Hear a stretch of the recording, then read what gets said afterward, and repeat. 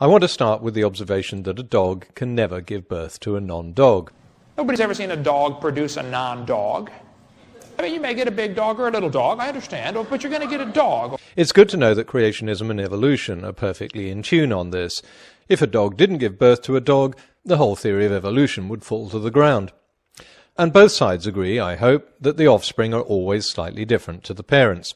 And most creationist preachers even agree that these small changes accumulate over time to produce different types of animals. And it could be the dog, the wolf, and the coyote had a common ancestor. The only difference is that creationists believe no matter how many changes there are, the animals are still the same kind, meaning that they can bring forth. See, if they can bring forth, they're the same kind. Simple definition, can they bring forth? Let's take the example of the greenish warbler.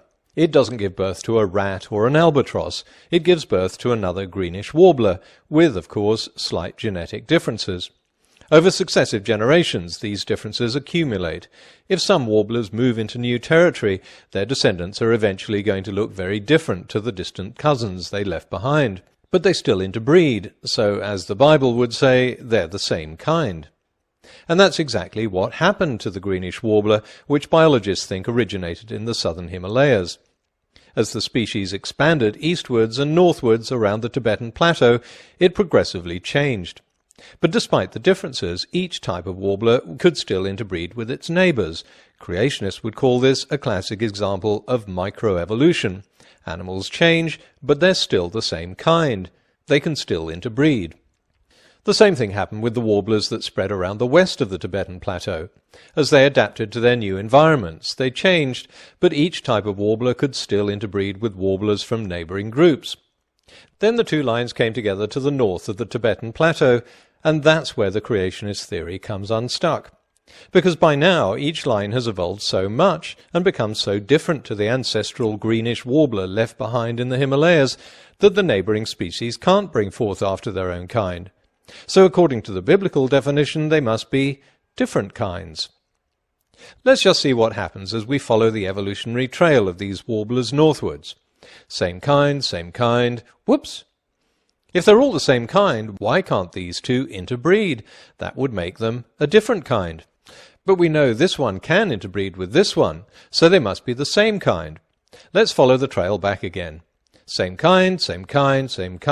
Oh! We've hit the same problem. These ones at the end can't be the same kind because they can't interbreed. This phenomenon is called ring species. This may not fit with the biblical idea of kinds, but the existence of ring species is perfectly compatible with evolution. In fact, we'd expect to get ring species according to the theory of evolution.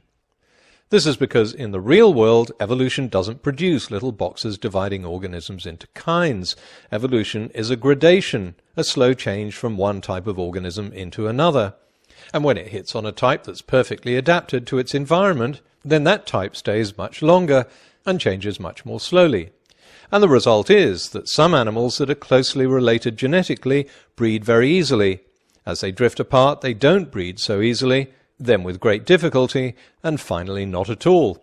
This is called speciation, and we can see it in the fossil record as we go through layers of sedimentary rock.